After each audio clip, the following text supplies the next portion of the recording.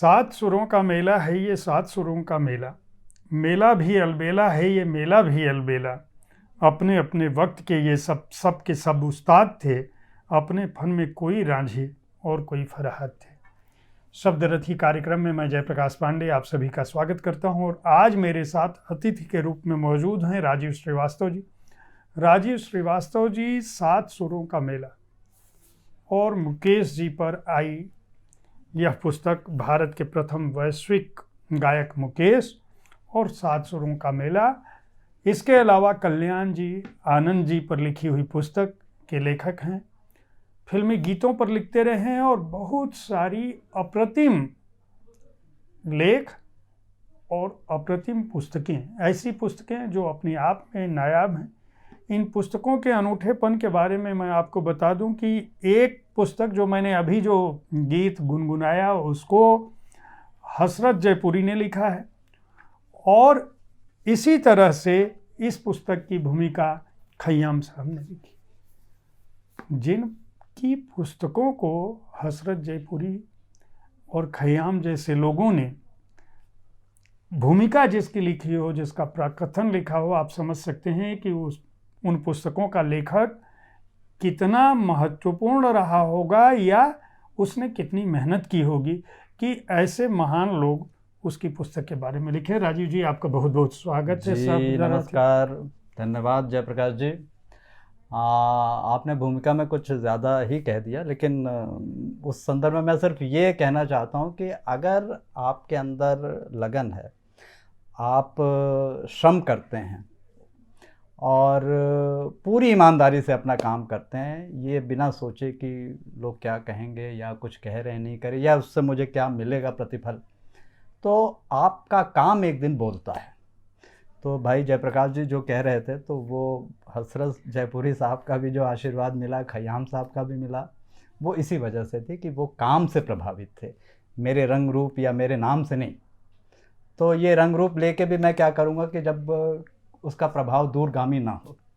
तो जयप्रकाश जी, राजीव जी, मैं जानना चाहता हूं कि आपके लेखन की शुरुआत कैसे हुई और फिल्म संगीत जगत को आपने अपने अध्ययन का, अपने लेखन का क्षेत्र क्यों चुना? आप अपनी बचपन पढ़ाई लिखाई के बारे में बताएं और फिल्मों से ऐसा लगाव कैसे हुआ कि आप ने पूरा एक तरह से पूरा जीवन ही ये पुस्तकें जो है इनके प्रकाशक जो है वो प्रकाशन विभाग है, भारत सरकार के सूचना और प्रसारण मंत्रालय ने इन पुस्तकों को प्रकाशित किया है, जो अपने आप में यह बताने के लिए पर्याप्त है कि इन पुस्तकों का जो आख्यान है, जो बातें हैं, वो ये केवल किस्सा और कहानियाँ नहीं हैं, बल्कि तथ्यपरक बातें हैं। वे बातें हैं जो स्वयं सिद्ध हैं। क्यों?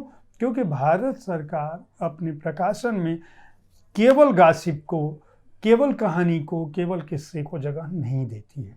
जी जी जी, बिल्कुल आपने सही कहा। और बाकायदे एक समिति इसके लिए निर्धारित होती है और वो ये देखती है कि भाई ये जो पुस्तक है या जो प्रस्ताव आया है, तो तब वो जाके वो एक निर्णय होता है कि हाँ भाई इसे छापना है या नहीं छापना है।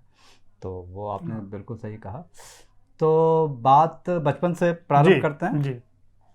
तो जयप्रकाश जी, जहाँ जिस नगरी की आप बात करते हैं, वाराणसी, काशी, उसी के निकट एक नगर है रेणुकूट। जी। तो मेरा बचपन वहीं बीता और पढ़ाई लिखाई प्रारंभिक जो सब है वो वहीं हुई। और वहाँ पे ही जो हमारा जो वो हिंदी और हिंदी साहित्य से जो लगाव था, तो वहाँ पे हमारे यहाँ हर 2-1 महीने पे कवि सम्मेलन होता था जी।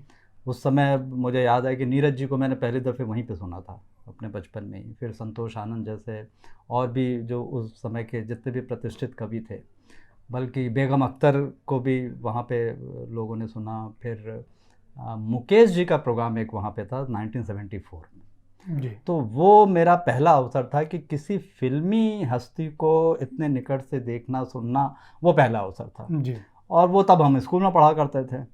तो आपको मालूम है कि बालपन का जो एक प्रभाव होता है, तो वो आप पूरे जीवन बना रह जाता है। जी। तो वो, और मुकेश जी का जो अधिकतर जो गीत है वो साहित्य से जुड़े हुए हैं। उसमें आप शुद्ध हिंदी, साहित्यिक हिंदी उस तरीके से, या उनका रामायण जो गायन है वो सब, तो वो कुछ बाल मन में ऐसा उसका प्रभाव रहा कि वो धीरे धीरे वो लेखन में भी उतर के आ गया। जी। और मुझे याद है कि किसी संभवतः बनारस का जो अखबार था, आज था या गांधी था, उसके लिए भी मैंने लिखा। तो पहला आलेख मैंने मुकेश जी पे लिखा था। तो जो मेरी लेखनी का से जो पहला आलेख निकला वो भी वहीं नहीं, पे तो था। आपके दिमाग में ये कैसे आया? ठीक है, एक चार्म तो हुआ, आपने एक फिल्म जगत से जुड़ी हुई एक शख्सियत को देखा और साहित्य से आपका लगाव था, लेकिन अमूमन लोग पढ़ाई करने के बाद नौकरी खोजने लगते हैं। जी जी जी। तो आपके दिमाग में लेखन जगत से ही जुड़ने का भाव क्यों पनपा? और फिर उसमें भी आपने फिल्म जगत को चुना। चलिए ठीक है, मुकेश जी को देखे होंगे, एक आकर्षण रहा होगा, उनका एक ग्लैमर रहा होगा। तो इस तरफ की यात्रा कैसे? इस तरफ से ये हुआ कि जो स्कूल में भी जैसे हमारे यहाँ डिबेट कंपटीशन, वाद विवाद प्रतियोगिता, जैसे हर स्कूल में तब होता था, तो उसमें मैं भाग लेता था। कुछ आलेख वगैरह लिखा जाता था, उसमें भाग लेता था, तो उसमें भी पहला दूसरा तीसरा नंबर आ ही जाता था। तो ये सब प्रारंभिक चीज़ें हैं जहाँ से रुचि बढ़ती गई। और हालांकि मैं विज्ञान का छात्र रहा, आर्ट्स से साहित्य से मेरा वो सरोकार नहीं था। मैं साहित्य में हिंदी और अंग्रेजी का वही साहित्य पढ़ा हूँ जो विज्ञान के लोग पढ़ते हैं, वो तो वही था। लेकिन लगाव एक ऐसा हुआ कि मुझे लिखने का ये था कि भाई कुछ लिखा जाए। और मैं जब लिख देता था तो मुझे खुद लगता था कि, या मेरे दोस्त भी कहते थे कि भाई आपने ये अच्छा लिखा है, क्योंकि उन्हें लगता था कि अच्छा। उसी समय एक हमारे यहाँ मैगजीन आती थी माधुरी, फिल्मों की मैगजीन जी, उसमें मैंने कुछ लिख के भेजा था चांद के बारे में, और वो उसमें छपा था।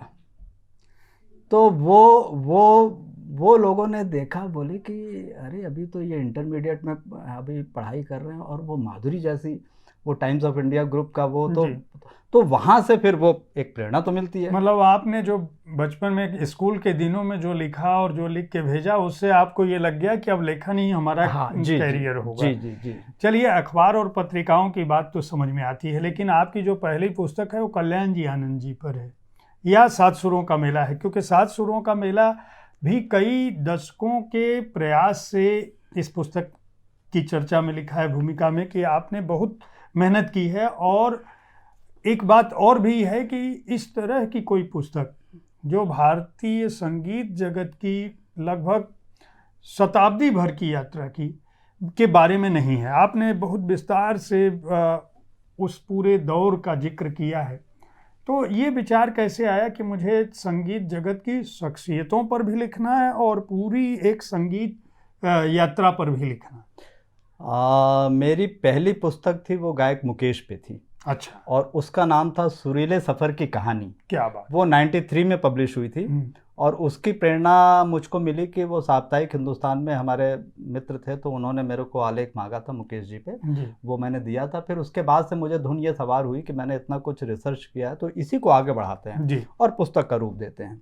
तो वो 93 में पब्लिश हुई थी, और उसकी समीक्षा दिल्ली, बम्बई और BBC से, और वो एक होता था अभी भी वॉइस ऑफ अमेरिका, वहाँ तक से उसके बारे में बात की गई थी। जी जी।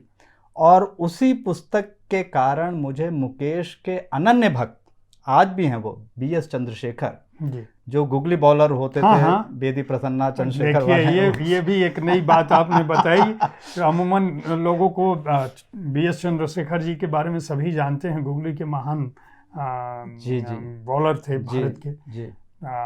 तो आपने बताया कि मतलब क्रिकेट का लगाव फिल्म जगत की तरफ और फिल्म वालों का लगाव क्रिकेटरों से मतलब बहुत पहले का नाता है, पहले का। हाँ, तो वो मुकेश जी के बहुत बड़े भक्त हैं, आज भी हैं। तो उन्होंने कहीं इस पुस्तक के बारे में, वो सुरीले सफ़र की कहानी के बारे में कहीं पढ़ा, और कहीं से उनको मेरा एड्रेस मिला, तो उन्होंने मेरे को पत्र लिखा था। तब तो ये मोबाइल और ये सब होते नहीं थे, तो पत्र लिखा, तो मुझे पत्र मिला। तो वो इंग्लिश में पत्र था, वो साउथ के थे। तो उसमें उन्होंने अपना इंट्रोडक्शन दिया था कि I am BS Chandrashekhar so and so. तो मैं तो 2 बार 3 बार पत्र पढ़ता रहा कि मैंने कहा भैया ये वही चंद्रशेखर हैं गूगल मास्टर, वो मेरे को पत्र लिख रहे हैं। तो वो खैर उसमें उन्होंने आखिर में अपना नंबर दिया था कि if you can dial me on this number please call मी। तो फिर मैंने उनको फ़ोन किया, बेंगलोर में, अभी बेंगलोर में ही रह रहे हैं। अब वो देखिए, उनसे जो बात हुई वो घंटों बात हुई, पहली बार। और पहली बातचीत में ये नहीं लगा कि हम पहली दफ़े बातचीत कर रहे हैं। और वो दिन था 93 का, और आज का दिन है, हम हर हफ्ते 10 दिन पे बातचीत करते हैं। तो वो मुकेश जी की वजह से, मेरे उस पुस्तक के कारण मेरे को वो पूरा आपका संबंध जो जी जी और लोगों से आगे बढ़ता गया। तो इस अच्छा, उसके बाद फिर मैं दूरदर्शन में यहाँ पे, अब वो रिटायर हो गए हैं, शरद दत्त प्रोड्यूसर हुआ करते, काफ़ी सीनियर। और मैं दिल्ली में बंगाली मार्केट में उनका सरकारी आवास था। तो उस काम की वजह से उन्होंने मुझे ओपन इनविटेशन दे दिया था कि भाई दिल्ली जब भी आना हो, आपके लिए मेरा घर खुला हुआ है। और मैं जब उस समय 90s में जब दिल्ली आता था, उन्हीं के यहाँ ठहरता था बंगाली मार्केट में। और उन्होंने फिर मेरे को कहा कि राजीव, ये किताब हो गई तो अब कुछ फिल्म बननी चाहिए। मैंने कहा हाँ। बोले यार वो मुकेश पे फिल्म बनाओ। मैंने कहा ठीक है। अब देखिए, फिल्म का मुझे कोई अनुभव नहीं, कुछ नहीं। लखनऊ में जिनको मैं जानता था, सबसे बड़ा स्टूडियो था ममशार स्टूडियो, उसको मैंने कहा भैया अपना पूरी कैमरा टीम दे दो, पैसा वैसा कुछ नहीं, लेकिन अब बम्बई फिल्म बनाने चल दी है।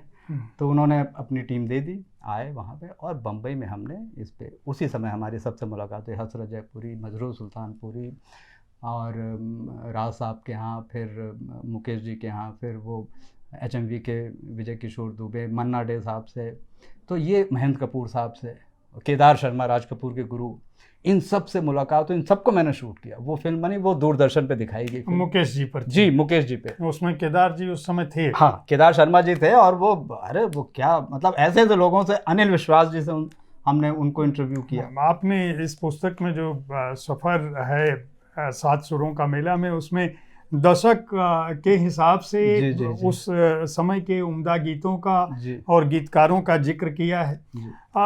इस पुस्तक में एस प्रणाम सिंह के चित्र, अरे अरे, मैं ये जानना चाहूँगा कि एस प्रणाम सिंह विश्व के विख्यात जी जी कलाकार, चित्रकार, जी जी पेंटर, जी जी जो भी कहें कम है, गुरु रहे हैं एस प्रणाम सिंह को। जो लोग भी भारतीय चित्र जगत को जानते होंगे, उनको उनका नाम अजूबा नहीं है उनके लिए। एस प्रणाम सिंह जी को आपने कैसे जोड़ा इस पुस्तक से? क्योंकि चंद्रशेखर जी को चलिए गुगली मास्टर, वो तो मुकेश के एस प्रणाम सिंह जी को क्या उन्होंने ऐसे ऐसे अद्भुत चित्र बनाए हैं इस पुस्तक में कि देखने लायक है। मतलब मुकेश जी पर भी जो चित्र हैं उनके, तो कैसे जोड़ा इन पुस्तकों में एस प्रणाम सिंह को, कैसे जोड़ा? प्रणाम सिंह के एक शिष्य हुआ करते थे उस समय, विनोद सिंह जी, जो BHU के गोल्ड मेडलिस्ट रहे हैं।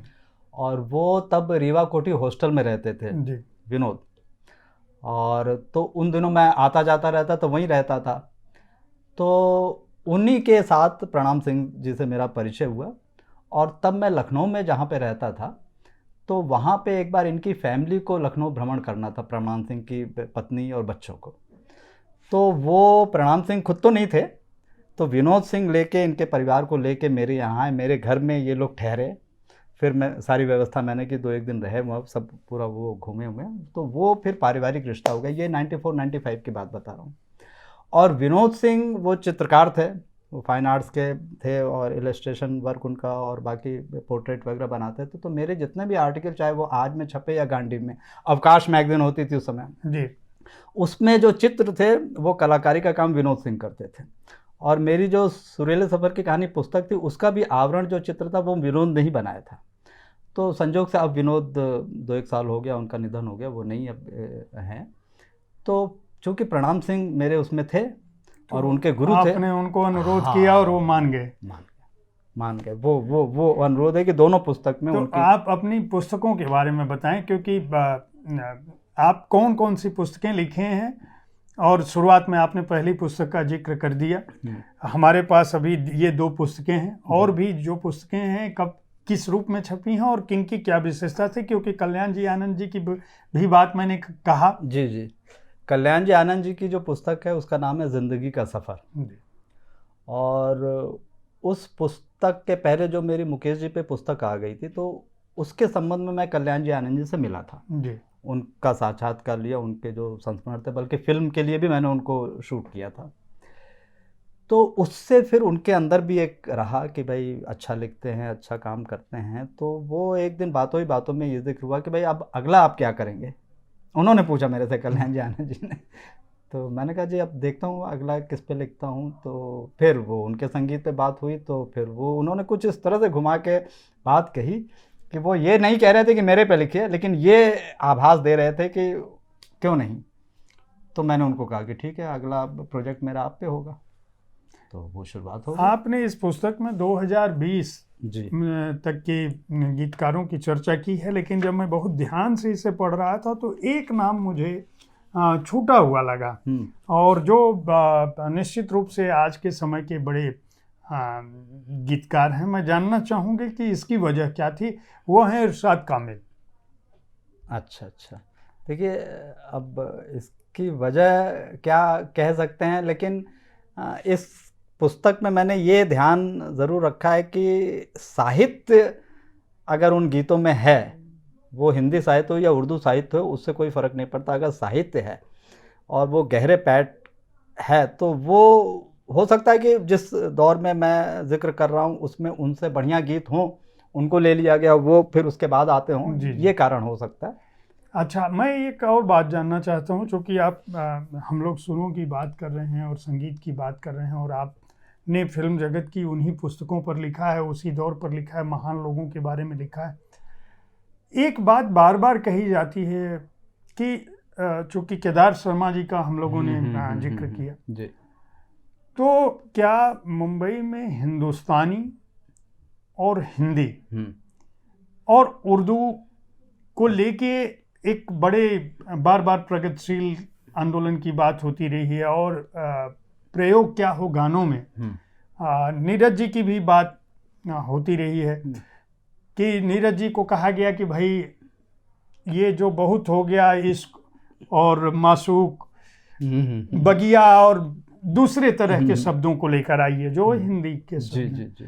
आपका अनुभव क्या है जब आप इन लोगों पर काम कर रहे थे? तो क्या भाषागत कोई बैरियर था, या केदार जी को जब आप मिले तो आपको उनकी बातचीत में, या जब आप मजरूर सुल्तानपुरी को या इन लोगों को जब मिल रहे थे जो लोग उर्दू के, एक बड़ी बात मैं अपने दर्शकों को बता दूं कि उर्दू साहित्य में कभी ऐसा विभाजन नहीं था, या हम जब 50, 60 और 70 तक के दशक तक आते हैं तब साहित्य और फिल्म जगत में कोई बहुत बड़ा विभाजन नहीं था। नीरज जी अगर मंच पे भी थे तो नीरज जी साहित्य में भी थे, और नीरज जी मुंबई में भी थे। बच्चन जी साहित्य में भी थे और मंच पर भी थे। फिल्मों के लिए अगर नहीं भी लिखा तो फिल्मों से जुड़ाव इतना था कि फिल्म जगत के सारे लोग जानते थे, और बच्चन जी की चिट्ठी ने बाकायदा अमिताभ बच्चन को काम दिलाया। अमिताभ बच्चन की जो पहली मुंबई में एंट्री है वो इस बात के लिए थी कि वो बच्चन जी के बेटे थे जी। बाद में के दिनों में हालात भले ही बदल गए हों। तो मैं ये जानना चाहता हूँ कि ये जो विभाजन रेखा आई, साहित्य अलग हो गया, मंच अलग हो गया, फिल्म जगत अलग हो गया, इसका हमें नुकसान हुआ या लाभ मिला?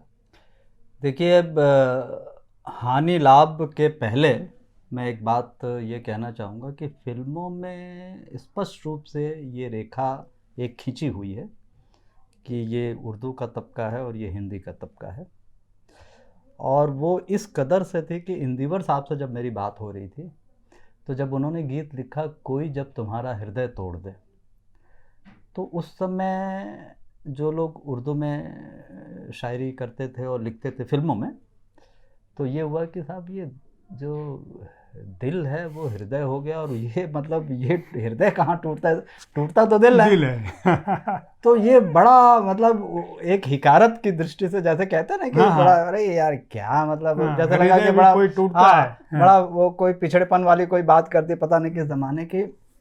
लेकिन वो मनोज कुमार ने कहा कि नहीं तब रहेगा तो यही रहेगा, और मुकेश जी ने जब गाया तो वो गाना इतना पॉपुलर हुआ कि आज की तारीख में यूट्यूब पे जो सबसे ज़्यादा बार सुना गया गाना है वो यही है कि कोई जब तुम्हारा हृदय तोड़ दे।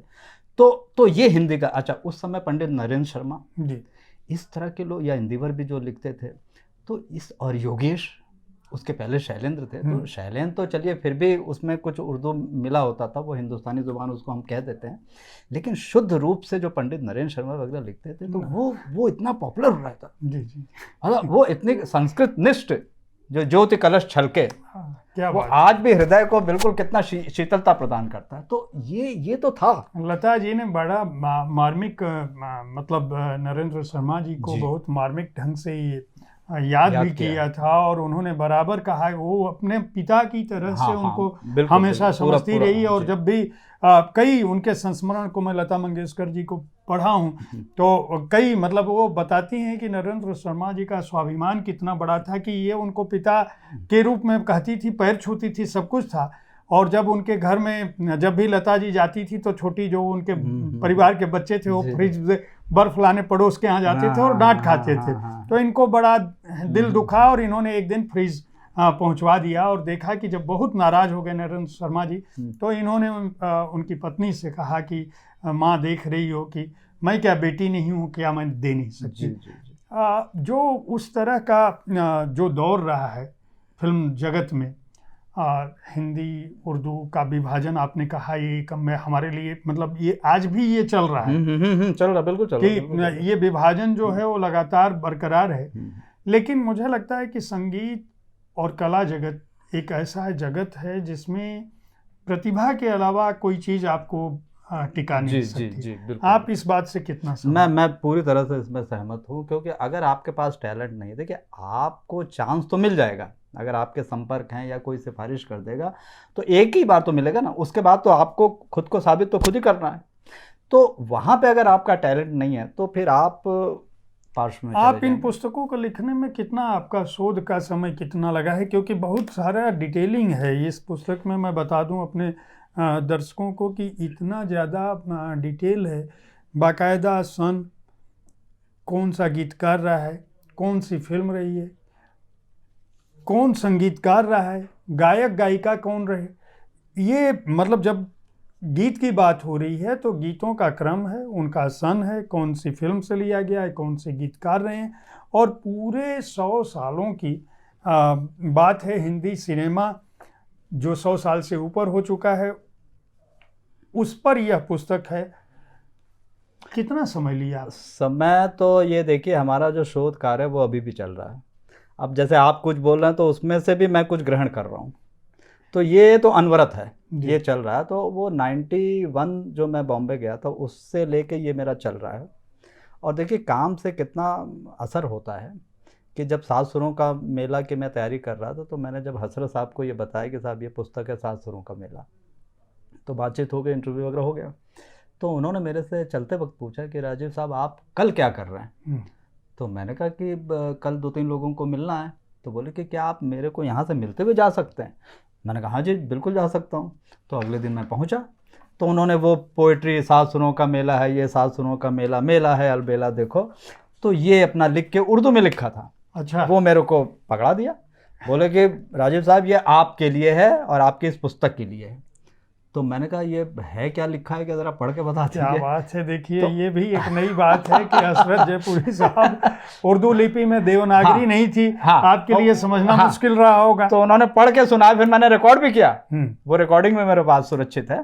तो वो ये देखिए चित्र है रहमान साहब का, प्रणाम साहब का बनाया हुआ। हाँ वो देखा मैंने वही। तो ये सारी चीज़ें मिला के, और साहित्य की जो आप बात कर रहे हैं उसमें एक और मैं आप बता दूं कि कल्याण जी आनंद जी की जो पुस्तक है उसकी भूमिका, उसका जो आमुख है वो लिखा है अमिताभ बच्चन ने। अच्छा। तो आनंद जी भाई ने और विजू शाह ने मेरे को कहा कि राजीव जी ये प्रीफेस किससे आप लिखवाएंगे? तो मैंने कहा आप बताइए। बोले भाई मेरे पास 2 नाम है। मैंने कहा हाँ जी बताइए। बोले कि एक दिलीप कुमार और एक अमिताभ बच्चन। तो फाइनली मैंने कहा भाई दोनों अपनी अपनी जगह पे दिख गए। बोले कि भाई करवाना तो आप ही को। मैंने कहा ठीक है। तो उन्होंने फिर मेरा अपॉइंटमेंट वगैरह फिक्स किया बच्चन साहब के साथ। और आप देखिए कि कोई आदमी काम से कितना प्रभावित। तो पांडुलिपि के साथ मैं उनके पास गया था और वहाँ पे शूटिंग उनकी हो रही थी इसकी फिल्म ब्लैक की, और वो पूरे उस गेटअप में थे। वहाँ पे उन्होंने बुलाया था मेरे को, तो वहाँ पे मैं गया था। तो वो लेके, तो मेरे को सिर्फ 5 मिनट का समय दिया गया और बीबीसी की टीम थी तैयार थी उनको इंटरव्यू करने के लिए, बच्चन साहब को। तो वो अपनी वैन में वो मेरे को अंदर लेके गए और फिर वो अपना मतलब जैसे वो अपना चेंज वेंज किया, फिर बैठे मेरे पास आए। हाँ जी बताइए क्या करना है? तो मैंने कहा सर आपको ये इसका आमुख लिखना है। तो दिखाना शुरू किया मैंने, 1 पन्ना पलटा, 2 पन्ना पलटा, 3 पन्ना पलटा, तो वो पढ़ते गए। फिर पता नहीं क्या सूझा उन्होंने, घंटी बजाई तो वो लड़का आया, बोलो भाई जब तक मैं किसी को ना कहूँ कोई अंदर नहीं आएगा, वो कह के इंस्ट्रक्शन दे दिया।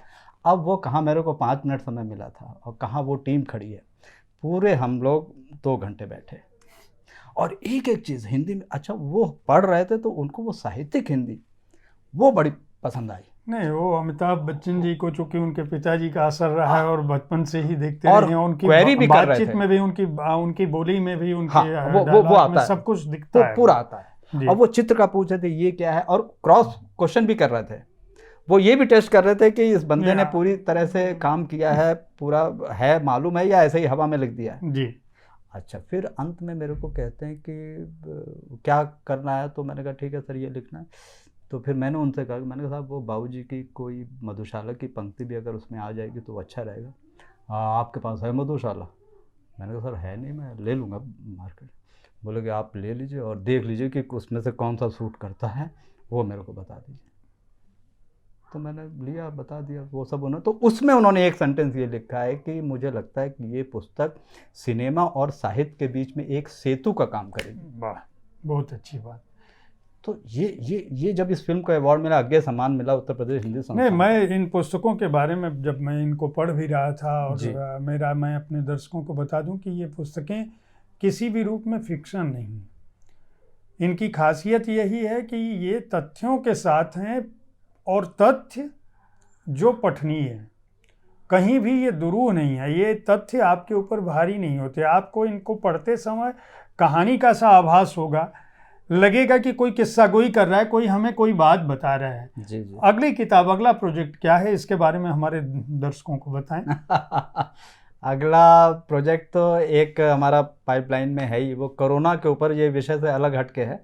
कोरोना के ऊपर एक मेरा साहित्य से ही जुड़ाव करके हमने एक पुस्तक लिखी है, वो अभी पब्लिश हाउस में गई है। लेकिन अगले महीने जो पुस्तक आ रही है उसकी मैं झलक दे दूं। अभी हमारा ये चल रहा है अमृत महोत्सव, आज़ादी का 75 वर्ष हो गए।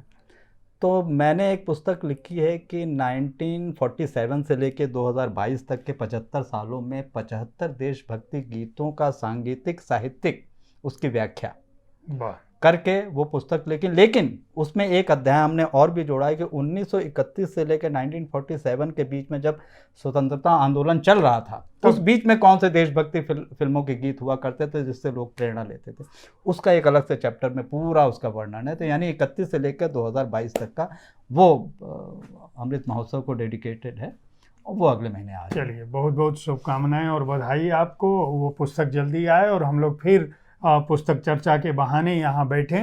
आप सभी का बहुत बहुत धन्यवाद। आपने देखा, अगले हफ्ते ऐसी ही किसी शख्सियत के साथ अगली मुलाकात फिर होती है। तब तक देखते रहें साहित्य तक। धन्यवाद।